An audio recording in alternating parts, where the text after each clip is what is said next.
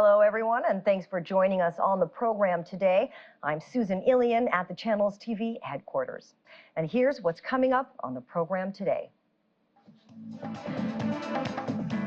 North Korean leader Kim Jong-un had to have arrived via rail in Russia, where he is due to meet President Vladimir Putin.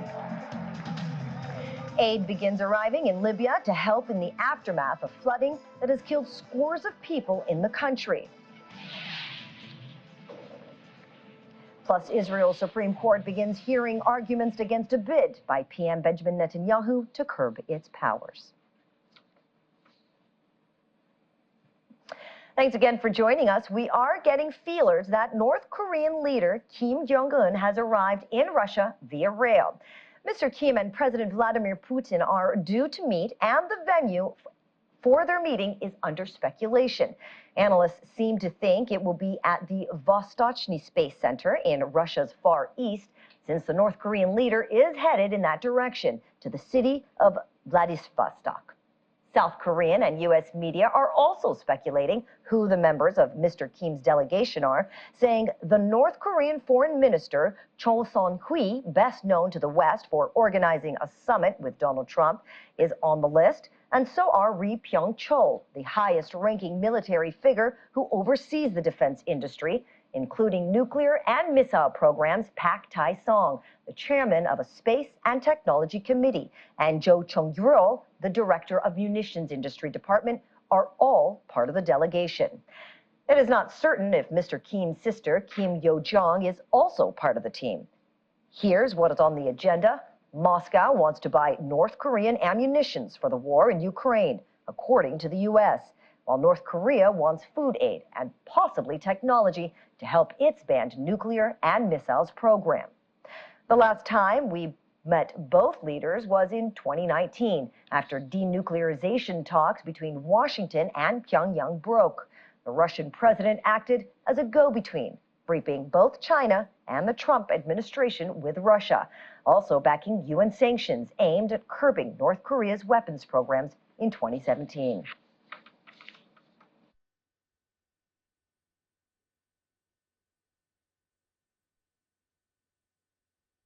We can confirm that North Korean leader Kim Jong-un has indeed arrived in Russia. This video was released earlier, showing Kim disembarking the armored train in Kazan Primorsky region and meeting Russian Resources Minister Alexander Kozlov and his entourage. On Monday, we saw Mr. Kim boarding the dark green train, a slow but specialized form of transportation that the reclusive country's leaders have used for decades. The bulletproof train is considered to provide a safer and more comfortable space for large entourages, security guards, food and amenities, and a place to discuss agendas of meetings. Since becoming leader in late 2011, Kim has used a train to visit China and Vietnam, as well as his previous trip to Russia to meet President Vladimir Putin in 2019. Interestingly, Kim's grandfather, Kim Il-sung, traveled abroad by train regularly during his rule until his death in 1994. Kim's father, Kim Jong-il, relied solely on trains to visit Russia 3 times, including a 20,000 round trip to Moscow in 2011. He died of a reported heart attack in late 2011 while on one of his trains, and the carriage is on display at his mausoleum. The train has been at the center of state propaganda around the ruling Kim's families embarking on long train journeys to meet ordinary North Koreans across the country.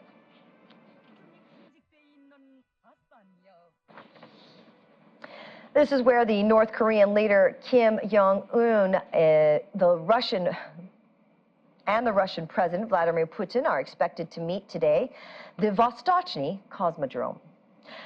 Kremlin spokesperson Dmitry Peskov says it will be a full-fledged visit. There'll be negotiations between 2 delegations, and after that, if necessary, the leaders will continue their communication in one-on-one format. He later said that the meeting between both leaders would be in the coming days.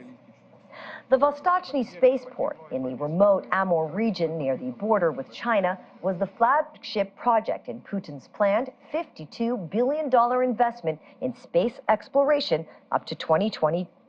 Among speculations, what would be discussed at the meeting are humanitarian aid to North Korea and the UN Security Council resolutions imposed against Pyongyang. Pyongyang and Moscow have denied that North Korea would supply arms to Russia, which has expended vast stocks of weapons in more than 18 months of war.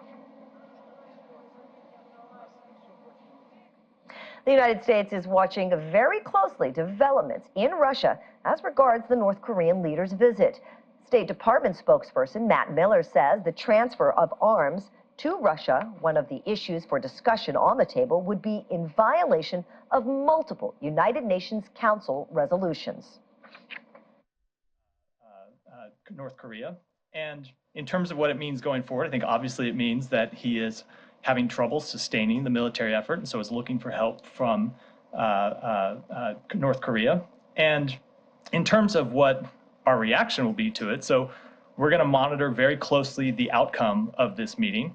I will remind both countries that any transfer of arms from North Korea to Russia would be in violation of multiple United Nations Security Council resolutions. And we, of course, have aggressively enforced our sanctions against entities that fund Russia's war effort, and we will continue to enforce those sanctions and will not hesitate to impose new sanctions if appropriate. There was no interaction between Secretary Blinken and Foreign Minister Lavrov. I'm not aware of any other interactions between the U.S. and Russian delegations. I can't rule out the fact that someone said hi in the hallway or something, passing each other, but I do not believe there were any substantive interactions. I have two housekeeping, if you don't mind. I do not have any. And joining us on the program is Foreign Affairs and Strategy commentator Adam Roosevelt. He joins us from Dubai in the United Arab Emirates. Adam, thanks a lot for joining us. Now, I want to know, there are a lot of speculation what this visit portends for both sides. You know, what do you think Russia gains from this meeting with Kim Jong-un coming all the way from North Korea? Well, first, let me say thank you for having me. It's always a pleasure to be with you and the viewers.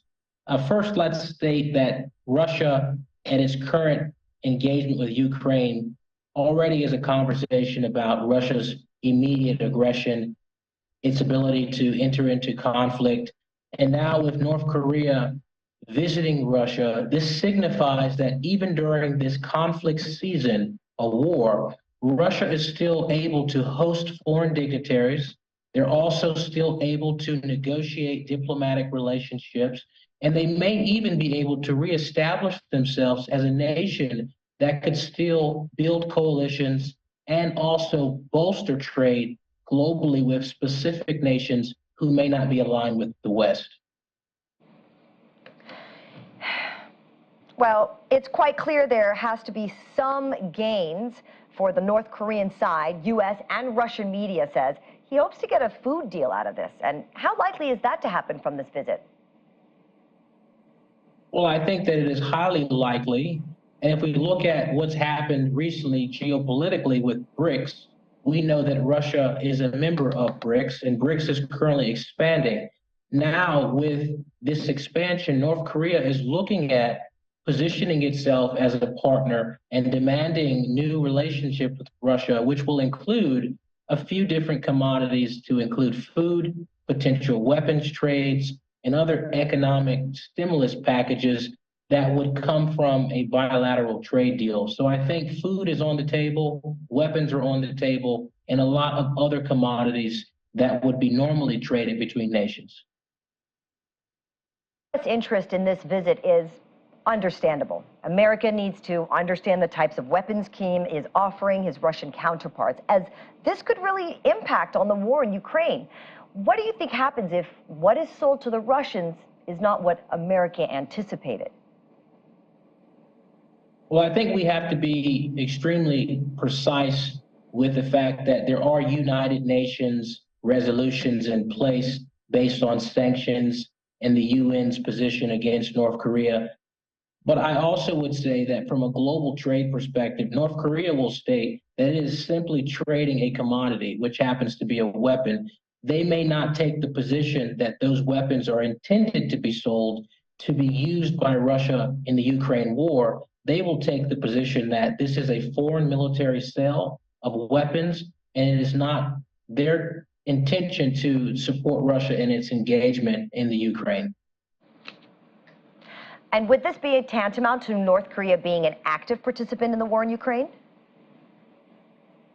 I would say we would need to be able to draw a conclusion that this sale particularly is aimed at supporting Russia's offensive capabilities in the Ukraine. And again, I think North Korea's main objective is to trade commodities, but because the PR, public relations around the Russia-Ukraine war, anything that could take life in form of a weapon in terms of trade would be seen as a facilitation and support of Russia's engagement in the Ukraine, but that may not be the case. Adam, do you think it's significant where these talks take place? I mean, there are speculations it could be at the Vysotsky Space Center in Russia's Far East. Well, I do think that it's important to note that where this engagement is taking place in Russia, it is symbolic. I think that the environment showcases Russia's technicality, technical capabilities, and I think being in that environment showcases that Russia is not just engaged in the Ukraine, it is engaged in space exploration. It is a nation that is trying to promote its capability to not just be a tactical weapons engaged player, but also a futuristic nation that is expanding its economic interests, not just in this particular domain, but in the space domain as well. So it's looking beyond just this current conversation of weapons and tactical engagement. Right, I get it. And finally, Adam, what do you make of Mr. Kim's message to the West by making his first international trip abroad in 4 years to Russia, the last place he visited in 2019? I think this is a strong statement. I think this statement signifies that North Korea has the ability to diversify its diplomatic relations, and they're also actively pursuing building coalitions that are not in support of the Western alliance's objectives, but may be in the support of the Eastern alliance. So I think that's a strong statement that they're exploring partnerships, regardless of how difficult those partnerships may look. They're actively engaged in pursuing them. All right, thanks again, Adam. We appreciate your contribution to the discussion. Thank you. Let's switch gears now to the impact of Storm Daniel in Libya and the destruction and death it has left behind. The government is putting the death toll at more than 1,500. The storm, which hit on Sunday, is also affecting the eastern cities of Benghazi, Susa, and Al-Marj. Around 10,000 people are thought to be missing following major floods. The natural disaster is compounded by political chaos that has plagued the country since Colonel Muammar Gaddafi was overthrown and killed in 2011. Leaving the oil-rich nation effectively split with an interim, internationally recognized government operating from the capital, Tripoli, and another one in the east. Military Commander Khalifa Haftar says rescue and relief are underway to assist those affected in the flooding.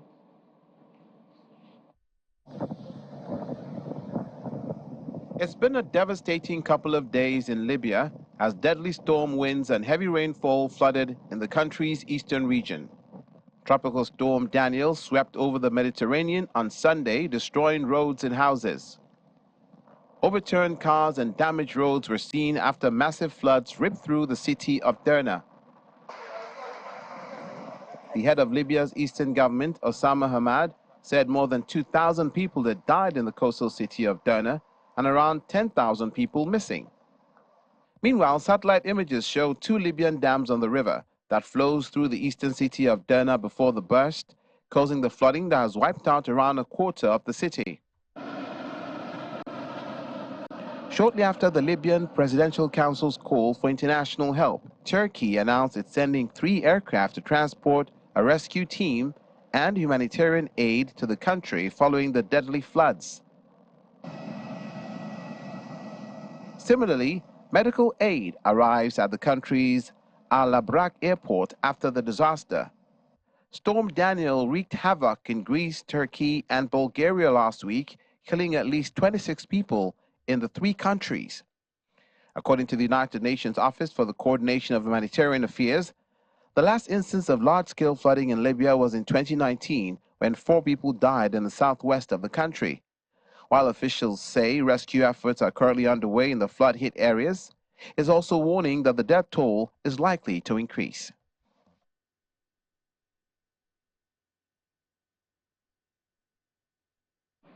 Meanwhile, the Moroccan government has defended its mode of operation around the quake, saying authorities promptly addressed the disaster and are dedicating their efforts to rescue operations. The defense came from King Mohammed VI, following the criticism the speed of official response to the quake was slow. Heavy lifting equipment was said to have begun to arrive in remote regions, but many areas were yet to have such equipment, hence rescue efforts being done by hand. Human rights activist Mati Monjib said he did not understand why the government had not broadened its appeal for outside help. The government says from the first seconds the 6.8 magnitude earthquake occurred, and in the following instructions of His Majesty King Mohammed VI, all civil and military authorities and medical staff have worked on the swift and effective intervention to rescue victims and recover the bodies whom he referred to as martyrs. More than 2,800 people have been killed in the country's deadliest earthquake in 60 years. The International Federation of the Red Cross and the Red Crescent Societies have set up an emergency aid appeal to raise 100 million Swiss francs to support victims of the earthquake. Global Director for Operations at the IFRC says they had approved 1 million Swiss francs in funding from its Disaster Response Emergency Fund immediately after the earthquake hit to support the Moroccan Red Crescent to provide immediate relief. We are launching our emergency appeal to further scale up our action with the Moroccan Red Crescent. In this appeal, we are seeking 100 million Swiss francs to be able to deliver on the most pressing needs at this time, which include health, water, sanitation and hygiene, shelter, relief items and basic needs, support to livelihoods, protection, and community engagement. We need to make sure that we avoid a second wave of disaster. This emergency response, as with many earthquakes, is a marathon. The people affected by the earthquake will need support for the weeks and months to come. And we will need to continue to show that solidarity and support, not only now, but in the future. Such a vast-scale earthquake with such devastation needs long-lasting and sustainable report. Staying with the response to the quake in Morocco, locals and foreign tourists have been enthusiastic about donating blood for the injured. Marrakesh, a tremor-hit old city, roughly 70 kilometers from the epicenter, has seen a surge of injured people in the medical facilities. Blood banks appealed for blood donations, and thousands of people responded to show up in solidarity. Regional blood donation centers in many Moroccan cities have witnessed an overwhelming turnout of voluntary donors. Men and women of various age groups are waiting for hours to donate blood for survivors of the quake. Hundreds of foreign tourists say they are eager to donate blood to ensure the people who were injured in the earthquake receive the medical care they need. Health authorities in Marrakesh announced the blood stock collected since the earthquake is sufficient for the next 2 weeks. Medics and paramedics also work to ensure a safe and adequate supply of blood for transfusions. Still in Morocco comes this incredible story of how one survivor from the quake helped dig for neighbors and loved ones buried under the rubble immediately after the quake. 60-year-old Mohammed Ushin said he and other villagers who survived the tremors rescued 25 people, but 68 of the 480 villagers in Tiket, south of Marrakesh, died. Some of those he was able to pull out from the rubble were his sister, her son, and her husband. Rescue teams digging through the rubble after one of Morocco's deadliest earthquakes warned on Monday that the traditional mud brick, stone, and rough wood housing found everywhere in the high Atlas Mountains reduced the chances of finding survivors. Those living in the hamlet of Tikita near Adassil have moved to a small tented camp. The village is just east of the epicenter, which is 72 kilometers southwest of Marrakesh. Mark Dickey, an American caver who was trapped more than 1,000 meters underground in southern Turkey, can now see the sun and breathe in fresh air after falling ill while in the cave. The 40-year-old was on an international exploration mission in the Morka cave in Mersin province's Taurus Mountains when he reportedly began suffering from gastrointestinal bleeding at a depth of 1,040 meters. More than 150 rescuers from Turkey, Croatia, Italy, and other countries worked for 9 days to rescue him from the country's third deepest cave. Footage from previous phases of the operation showed Dickey lying inside the cave and receiving treatment by a medical team. Footage also showed other teams moving down the caves with ropes and making their way through narrow passageways.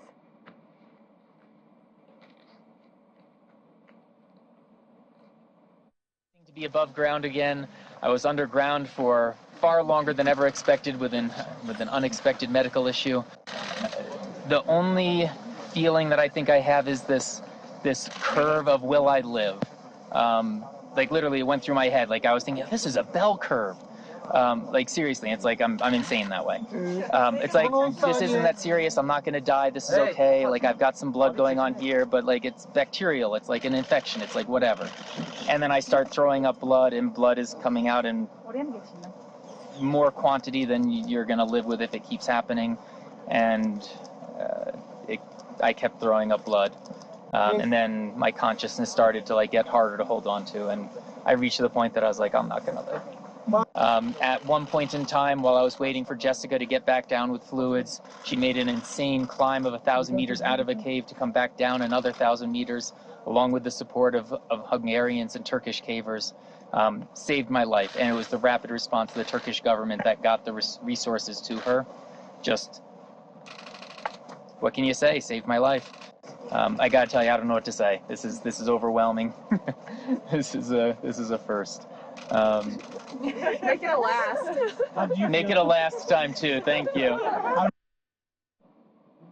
And to Israel now, where the Supreme Court has begun hearing arguments against a bid by Prime Minister Benjamin Netanyahu's government to curb the court's powers in a historic session that has already inflamed a crisis rolling the country. In a first for the court, all of its 15 justices convened to hear appeals by watchdog groups against a judicial amendment passed by Netanyahu's religious nationalist coalition in July. That legislation removed one, but not all, of the tools the court had for voiding government and ministers' decisions if it deemed them unreasonable. It could take weeks or even months for the court to rule, but the sense of an unprecedented showdown pitting judiciary against executive and legislator gripped Israelis. TV and radio stations aired wall-to-wall coverage of the court session.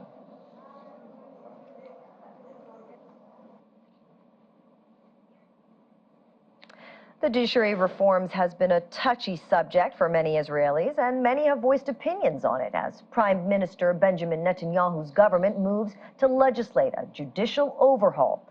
The government says the judicial changes, including to usage of the so-called reasonableness clause, aims to stop unelected judges meddling in politics. Opponents say the action threatens Israel's democracy by removing a vital check and balance. Even Israel's Western allies have voiced concerns.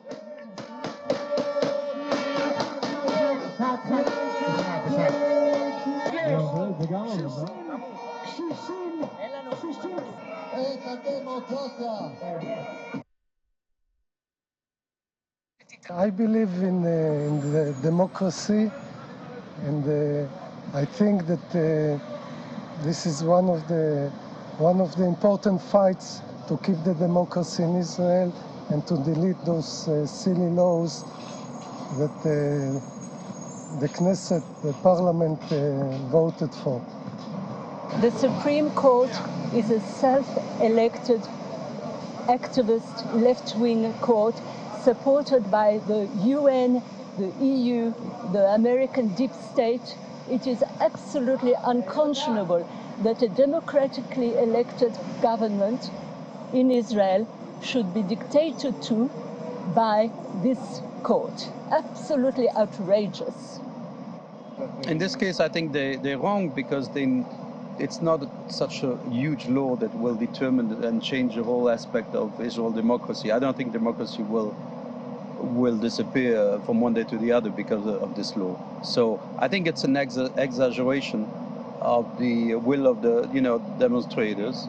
I understand some of them are really truthfully afraid, but I don't think it will alter the democracy in Israel.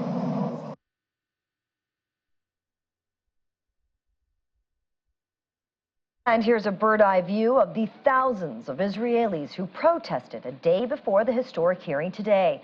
As we had mentioned earlier, the judges will hear appeals against the judicial amendment that was passed by Prime Minister Benjamin Netanyahu's National Religious Coalition in July, and which sparked uproar for what critics say is an attempt to weaken the court. The government's judicial overhaul campaign has caused Israel's worst domestic political crisis in years, with hundreds of thousands of people taking part in weekly demonstrations nationwide since January when it was launched. Efforts to reach agreements between Netanyahu and opponents have so far been fruitless, adding to fears the crisis will only deepen.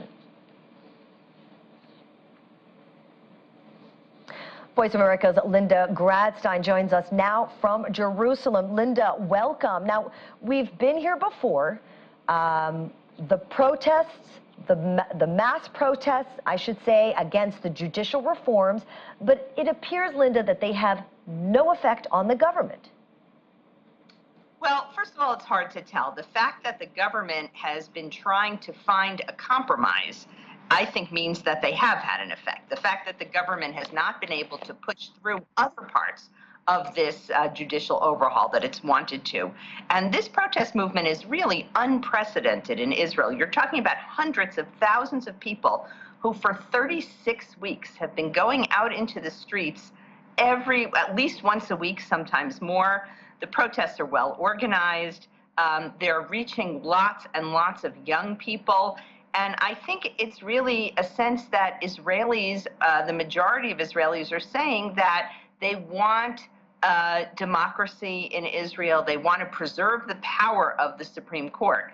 Now, what's going to happen from here, that then becomes the question. But the protests, at least, are expected to continue. And I think it's also important to say that there's been almost no violence in the protests. I mean, sort of pushing and shoving here and there. But the fact that this has gone on so long as a peaceful democratic protest, I think, is pretty amazing. And really, how does the Israeli judiciary feel about this? We know the hearing begins today, but what is that supposed to achieve? And could this affect the reforms in any way? Well, sure, they could. I mean, we probably are not going to see a decision, as you said earlier, for weeks or maybe even months. The president of the Supreme Court is retiring in October, and she then has 3 more months to write her decision. But the question is that this is what's called a basic law. Israel has no constitution. It has a series of basic laws that function as a constitution. And it's very difficult for the court to strike down the basic law. But if it does, that would certainly be a major change and also would probably start a constitutional crisis. Linda, Israel's allies have tried to wade in to no avail. And why does Prime Minister Benjamin Netanyahu insist on the reforms going through? Well, of course, that depends on who you ask. Supporters of Netanyahu say he is simply trying to right a wrong that has been going on for a long time, that the Supreme Court, which is not elected, has way too much power. The Supreme Court is perceived in Israel as being leftist, being against the Israeli occupation of the West Bank and in favor of the Palestinians. Whether or not that's true is a different question. So Netanyahu's supporters say he's simply trying to restore the balance that should have been there. Opponents say that it has more to do with Netanyahu himself. He is on trial in 3 separate corruption charges, and assuming that he would appeal a verdict against him, it will eventually be the Supreme Court that could determine his fate, and that he is trying to lessen the power of the Supreme Court in order to get what he wants through. In addition, some people say that it's actually not Netanyahu who's driving it, it's some of his more hardline allies like Justice Minister Yariv Levin, who's really pushing this through. Linda, what could happen if the judges rule in favor of the reforms? What would happen to the Israeli judicial system and on other judicial processes as well? Well, some people say that this is only a fairly narrow question on what's called the reasonableness clause, and that whether or not the justices uphold this amendment and say that it's okay, it will not affect Israeli democracy in the long term. The Supreme Court can still rule against the Knesset. It has other ways of doing it besides the criteria of reasonableness. Those who are supporting the protest say that this is the first step on a slippery slope, and that if this goes through, other provisions that Netanyahu has been wanting to push through that could more seriously affect democracy could also be on the table. And that's why they're sort of launched a whole protest and going all out against this clause. Now, the Supreme Court President, Esther Hayut, said during the hearing that it would have to be what she called a mortal blow to democracy in order to strike down a basic law. This amendment is a basic law, which as I said, it's the equivalent of a constitutional amendment in the United States. So that it's really not clear which way the court will go on this. Do you think the reforms extend PM Netanyahu's powers? I mean, does this make him dictatorial?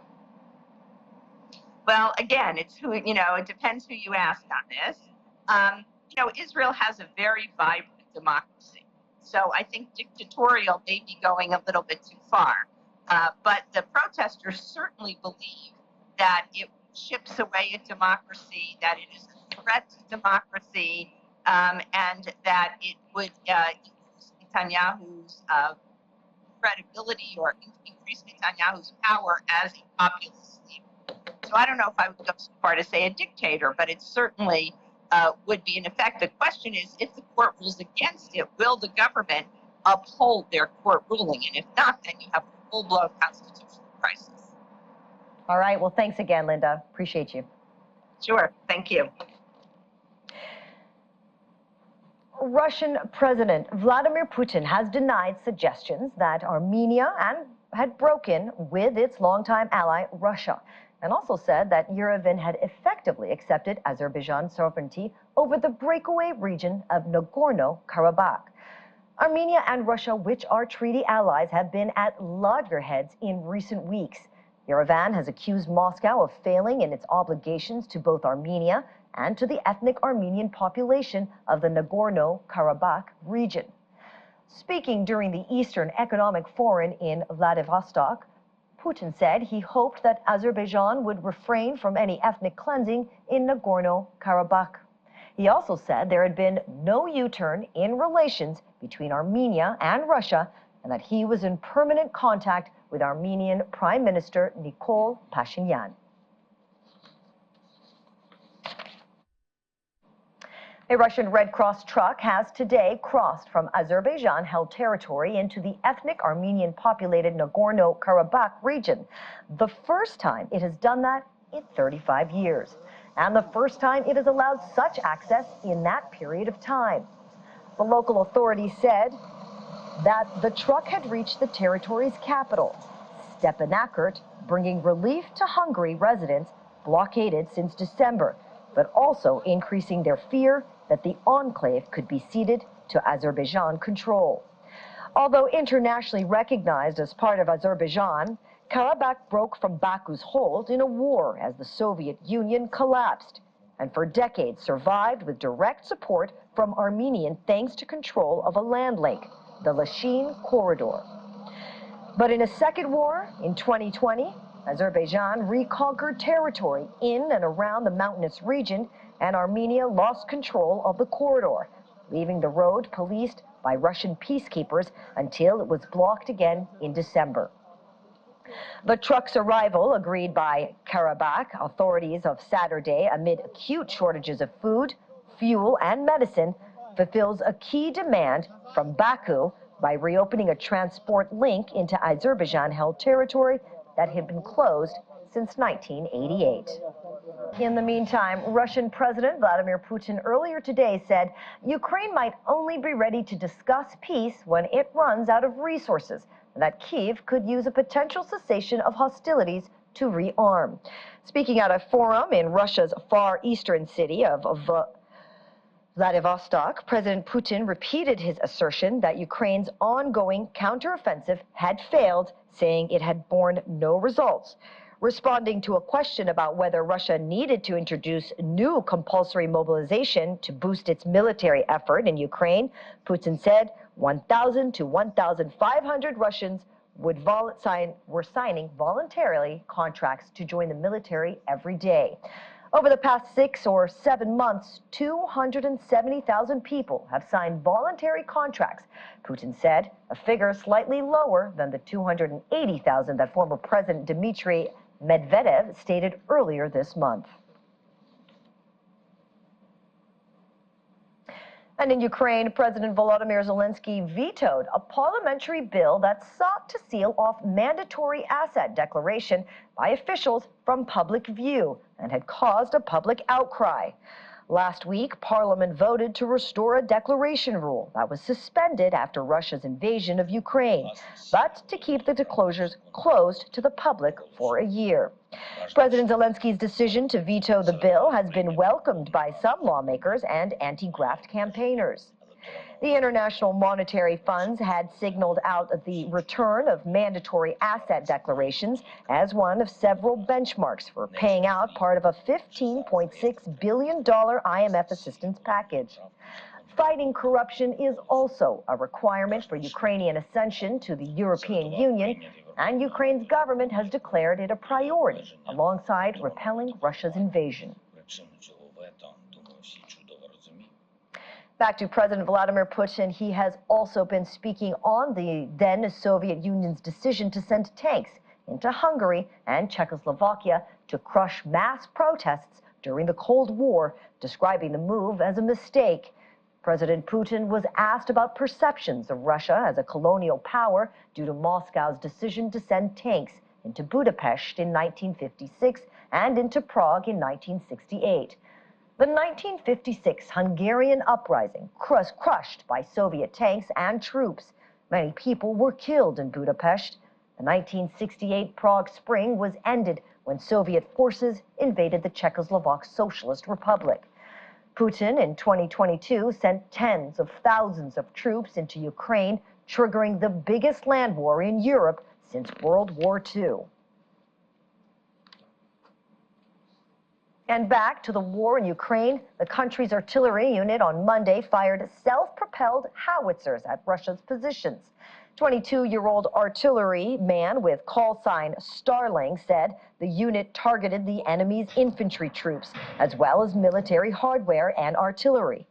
27-year-old Vadim was confident the soldiers had mastered using the U.S.-provided howitzers and said they were ready to try new foreign equipment.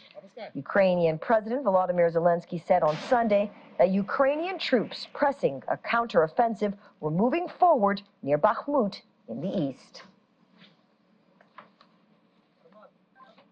And we end our focus on the Russian invasion of Ukraine as President Volodymyr Zelensky calls on Ukrainians to keep their focus squarely on the war effort, 18 months into Russia's invasion, and an indication that authorities in Kyiv were stealing for a long campaign. Zelensky has long called for greater focus on the war effort and pledged to intensify a crackdown on corruption as part of Ukraine's bid to join the European Union. The campaign prompted the dismissal of Ukraine's defense minister last week and has also seen the detention of a business magnate who was once Zelensky's mentor on fraud charges. But appeals by Zelensky and his lieutenants are now more strident, as Ukraine's military presses its steady but relatively slow counteroffensive in Russian-occupied areas.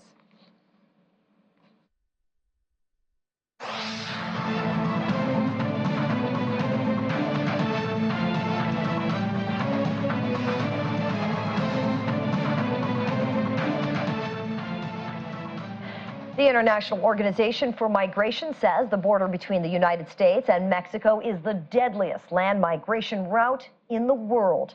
The IOM documented 686 deaths and disappearances among migrants on the U.S.-Mexico last year. But the actual figure is likely higher due to mission data, including the Texas Border County Coroner's Office and the Mexican Search and Rescue Agency. Spokesperson for IOM, Paul Dillon, said that the figures recorded represent the lowest estimates available. IOM said that nearly half of the deaths recorded last year were linked to the crossing of the Sonoran and Chihuahua deserts. The number of deaths and disappearances documented by IOM along the border represents nearly half of the 1,457 cases recorded throughout the Americas last year. Deaths and disappearances in the America beyond the abilities of the Libyan mechanism. Philippine Nobel laureate Maria Ressa and her news site Repelé have been acquitted of tax fraud by a trial court in another legal victory for the embattled journalist and for press freedom in Southeast Asian countries. Ressa, who won the Nobel Peace Prize in 2021 alongside a Russian journalist, is head of Repelé, which earned a reputation for its intense scrutiny of former President Rodrigo Duterte and his deadly war on drugs. Ressa's acquittal was expected after she was cleared of similar tax charges just 9 months ago. The 59-year-old is currently on bail and was convicted in 2020 for cyber libel in one of several cases against the website filed by government agencies. She maintained those cases were politically motivated.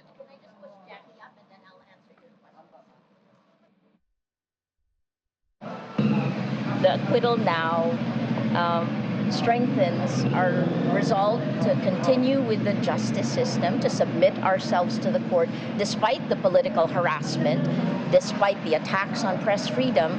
It shows that the court system works. And we hope to see the remaining charges dismissed.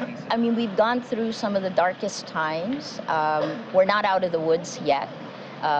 Both journalism and democracy is under attack globally. The cameras that are here are threatened by information operations on social media, right? We've seen this not just in the Philippines, but all around the world. So social media has been used to water down facts, to change lies into facts, and now you have generative AI. So it's going to get harder as we move forward.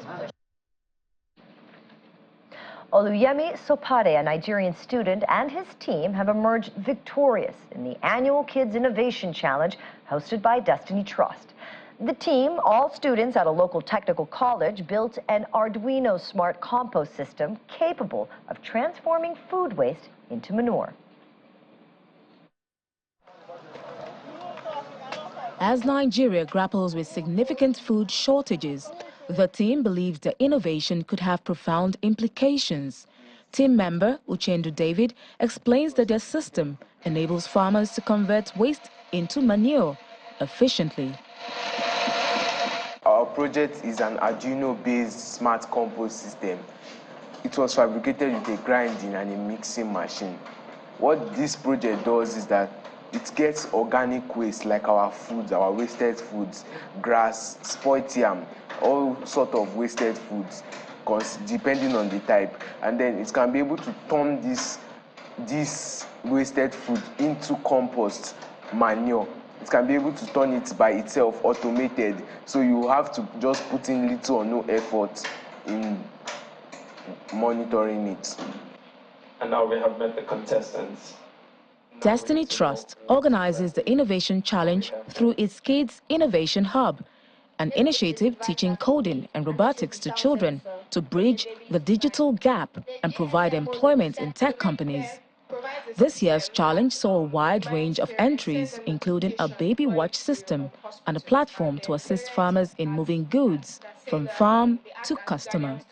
Co-founder of the Destiny Trust, Abimbola Ojenike, says it's important to get children schooled in ethical practices at a time when unethical use of technology is rampant. We have that choice today to give every child that opportunity to use technology ethically, to tell them this is the way to go, this is how it can improve the society.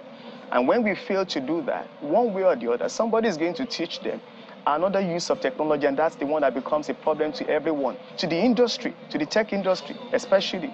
We're talking about the activities of hackers, scammers, cyber attackers of all kinds. The event was very inspiring because when I was like 16, 17, what they presented today, I couldn't have ever thought of building something like that or presenting it. So it gives me, this kind of program and event gives me hope that, that the new generation, that they're all going into tech, and like getting the children involved in technology is going to really improve the state of our nation. The team in first place receives a prize of 200,000 naira and a HP laptop. The runner-up and third place winners receive 150,000 and 100,000 naira respectively, along with a HP laptop each. After receiving the award, Oluyemi Shopade expresses his gratitude and determination. This is an encouragement for us as Kingdom Tech. I will work towards more projects because of this amazing. Like we are happy about it. The Kids Innovation Hub has trained almost 700 children in various tech skills since it opened its doors in 2018, fostering a space for innovative ideas to flourish and contribute positively to Nigeria's tech sector and the nation as a whole. And finally, a new study shows that the anti-vaccine movement that flourished during the COVID-19 pandemic appears to also apply to dog owners, as well as increasing the risk of disease for dogs, their owners, and their vets. The study of canine vaccination hesitancy by Boston University School of Public Health was released on August 26. It found 37% of owners considered dog vaccines to be unsafe. 22% of dog owners view them as ineffective, and 30% deem them unnecessary. In all, 53% of dog owners held one of these three views, according to the study, which was conducted in partnership with the market research and data analytics company YouGov. The rabies shot for canines is one of the only vaccines mandated in many U.S. states. However, the veterinarians also try to persuade dog owners to get their pets vaccinated against other diseases. In California, vets recommend vaccines against parvovirus, canine hepatitis, and distemper.